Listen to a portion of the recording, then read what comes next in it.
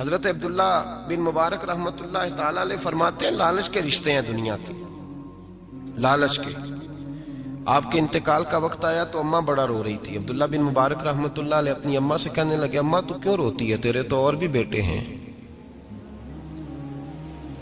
تو کو میرے بعد لوارث تو نہیں ہو جائے گی، آخری وقت ہے، نزع کا عالم، اماں تو کیوں روتی ہے، اور بھی بیٹے ہیں؟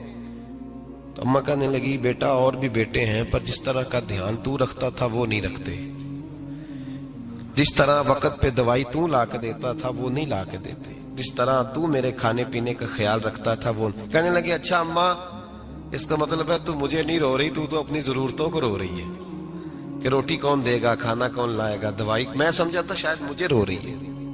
بیوی سے پوچھا تو کیوں رو رہی ہے، تو کہنے لگی تیری وجہ سے میری بادشاہی تھی، تو موجود ہے تو خاندان میں، معاشرے میں میرا ایک وقار ہے، تیرے بعد تو بیوہ کی زندگی ہوگی۔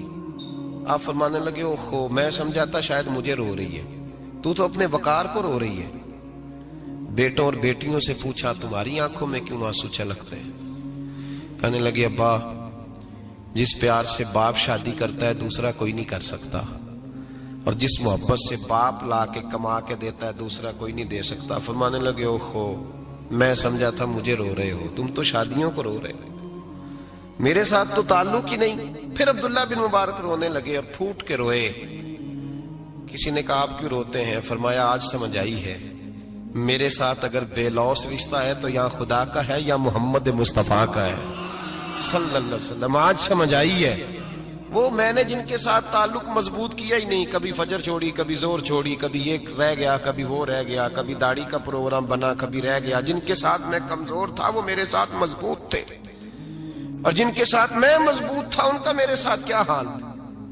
یہ کمزوری ہے رشتوں میں، وفا نہیں۔ ہمیں تو بھائی کام پیارا ہے، چمب نہیں، بالکل۔ بچے شکایت کرتے ہیں، کہتے ہیں ابا کماؤ پتر سے پیار کرنے لگا ہے، بچے شکوہ کرتے ہیں، کہتے ہیں جو آدمی جیب میں زیادہ پیسے ڈالتا ہے ابا جی کا پیارا ہے۔ باپ شکوہ کرنے لگے ہیں، کہتے ہیں میں مالدار ہوتا تو میرے بچے بھی فرما بردار ہوتے۔ رشتوں کو روح کا رشتہ بنائیں، وفا کا رشتہ بنائیں، وفا کا۔ کتے کا ذکر قرآن پاک میں آیا ہے، اس لیے آیا ہے کہ اس نے اللہ کے ولیوں سے وفا کی تھی، اس لیے آیا ہے کہ اس نے اللہ کے ولیوں کے ساتھ وفاداری کی، وفاداری کی، تو اللہ نے اس کا ذکر قرآن میں